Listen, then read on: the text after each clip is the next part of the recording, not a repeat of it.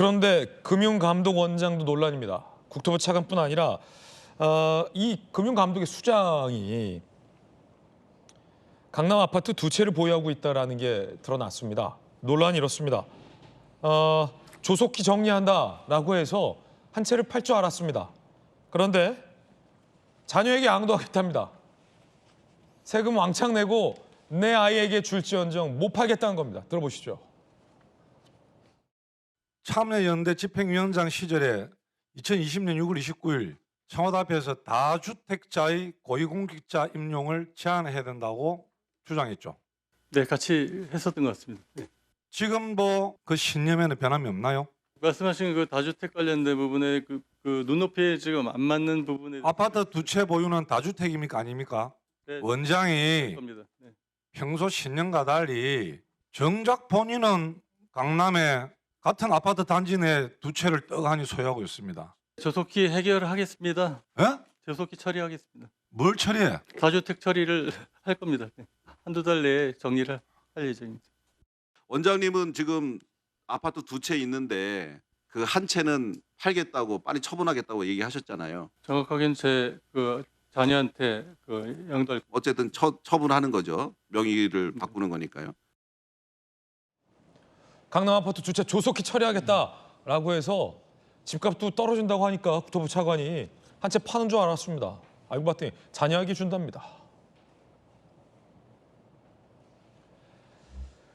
자녀에게 양도하겠다. 자, 거듭 말씀드리면 자녀에게 세금 내고 양도하는 거 불법 아닙니다.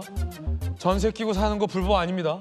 대출 받아서 사는 거 불법 아닙니다. 그런데 현 정부의 부동산 규제는 그런 거 하지 말라라고 하면서 집값 떨어질 테니까 지금 못 사도 괜찮다라고 하면서 자기들은 안 팔겠다는 겁니다. 그래서 논란인 겁니다. 안용환 의원님, 네. 왜 팔았어요 그때? 지금도 두고두고 조롱거리가 되고 있습니다만은 지금 저는 이제 이 지금 두 분 케이스가 나오고 있지 않습니까? 아마 이분들이 청문회를 피하기 위해서 저 자리에 간 게 아닌가 하는 생각이 들어요. 아마 국토부 차관도 최측근 아니겠습니까? 네네. 이재명 대통령의 부동산 정책을 기획한 최측근이고 성남 라인인데 아마도 저는 저런 부동산 문제 또 현금 보유액도 굉장히 많아요. 네. 이런 것 때문에 청문회를 피하기 위해서 차관이 가지 않았을까 하는 그런 의혹도 듭니다만은 그런데 그 두 채 부동산도 재밌어요. 직전에 차관 임명되기 직전에 한 채를 팔았습니다. 그리고 그 집에 자가로 전세에 들어갔습니다. 아마 여기서 누구 네티즌 수사대 위법은 아니기 때문에 네티즌 수사대가 그 집을 산 사람을 추적하면 재미있는 결과가 나올 수도 있을 겁니다. 아마도요. 저는 그런 생각이 드는데 지금 또 금융감독원장인가요? 지금 저분 같은 경우는 한 채를 딸의 작업실을 쓰고 있고 본인의 서재를 쓰고 있다. 참 부자는 부자인가 봅니다. 한 채를 강남인 아파트를 서재로 쓰고 있고 작업실을 쓰고 있다. 본인이 그렇게 이야기를 했어요. 안용환은 집 팔았는데. 네, 그래서 참 능력이 있으신 분이다. 그런데 이제 저는 예.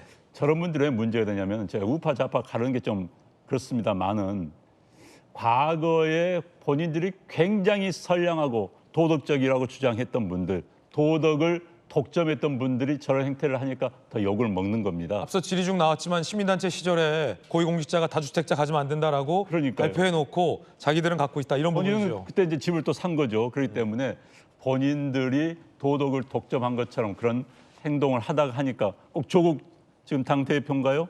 똑같은 케이스입니다. 그래서 본인들의 개인적인 돈에 대한 금전에 대한 욕망이 있으면서도 그 아닌 것처럼 숨기고 발언하고 행동하다가 결국은 들통이 나니까 이런 이야기가 되는 건데 사실 고위공직자들에서 우리가 계속 나오고 있습니다만은 둘 중에 하나를 택해야 되는 겁니다.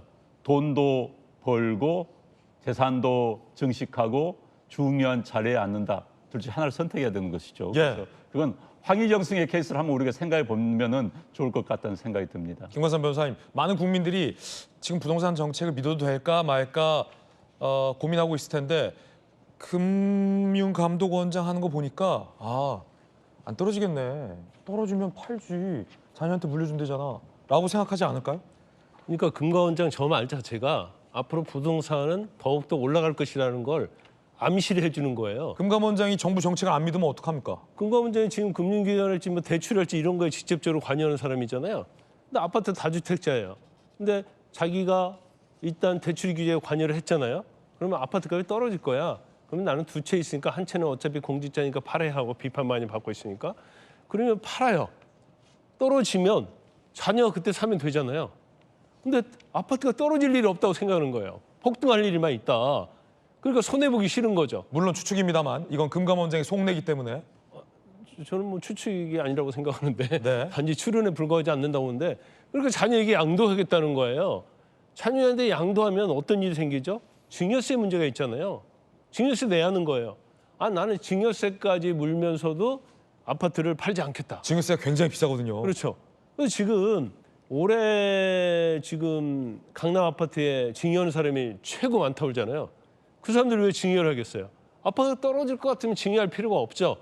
왜냐하면 떨어진 다음에 증여하면 증여세가 대폭 낮아진단 말이에요. 그렇군요. 근데 아파트가 폭등한다고 생각하니까 지금 증여하는 거다. 지금 가격이 싸다는 거죠. 그러니까 증여를 해서 증여세 적게 냈고 그다음에 자녀는 소득 부창출하고 이거 똑같은 행태를 지금 감독위원장이 지금 똑같은 행태를 하고 있는 거예요. 아, 결국 아파트는 올라가겠구나. 그 생각을 할 수밖에 없죠. 홍익표 대표님, 그 팔았던 서초구 아파트 팔지 말고 자녀에게 증여하시지 왜 파셨어요? 자녀가 미성년자인데 어떻게 증여합니까? 미소년 자녀도 증여할 수 있잖아요. 세금 증여할 많이 수 내면 있죠. 돼요. 아니 그거는 말이 안 되고요. 네. 그래서 증여하지.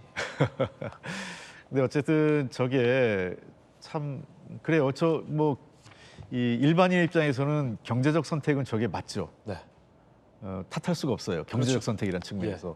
왜냐하면 증여세를 무는 게 훨씬 쌉니다. 왜냐하면 증여할 때는 시장 가격보다 좀 일정 범위 내에서는 낮은 가격으로 증여할 수 있어요. 세금을 그거 합법적인 거죠. 근데 만약에 그 자녀가 시장에서 정상적으로 구입하려면 훨씬 더 비싼 가격에 그러면 취등록세 등등해서 저게 따져볼 거예요. 취등록세하고 증여세하고 했을 때 어느 게 더 쌀 건가 등등을 감안하면 아마 증여하는 것이 훨씬 세금을 절세하는 방식이 될 거기 때문에 그렇기 때문에 최근에 그 강남 지역을 중심으로 해서 아까 말씀하신 대로 증여가 대폭 느는 형태거든요. 그러니까 이제 부의 대물림인 거죠. 사실은 이런 문제가 이 월에 뭐 제가 외국사를 들는 그렇지만 워렌 버핏이나 미국의 가장 많은 그 부자들이 그런 얘기를 하지 않습니까? 상속과 증여가 너무 많아질 경우에는 그것이 도리어 자본주의 시장 경제의 에너지를 갉아먹는 성장의 동력을. 그러니까 이 사회는 이 사회적 유동성, 즉 뭐 중산층에서 상층으로 또 하층에서 중산층 상층으로 갈 수 있는 유동성이 있어야 그 사회가 좀 더 건강한데 이것이 딱 막혀가지고 구조화되면 그러니까 상층의 자녀가 상층으로 중산층의 자녀가 중산층으로 하층의 자녀는 하층의 자녀로 머물고 부의 대물림이 이루어진다면 그 사회엔 미래가 없는 거죠. 그러니까 아마 지금 2030 세대가 답답해하는 것은 다 모든 2030 세대가 아니라 소위 얘기해서 부모에게 물려받을 게 없는 2030 그렇죠. 세대는 답답한 거죠. 그렇죠. 그럼 우린 집 살 수도 없고 뭐 서울 또는 뭐 수도권 인근에 살기도 어려운 월세 살기도 힘든 상황에서 우리는 어떻게 하는 거냐? 그럴듯한 일자리도 없고 이런 문제에 대해서 기성세대가 답을 못 주고 있는 것이 한계입니다. 네.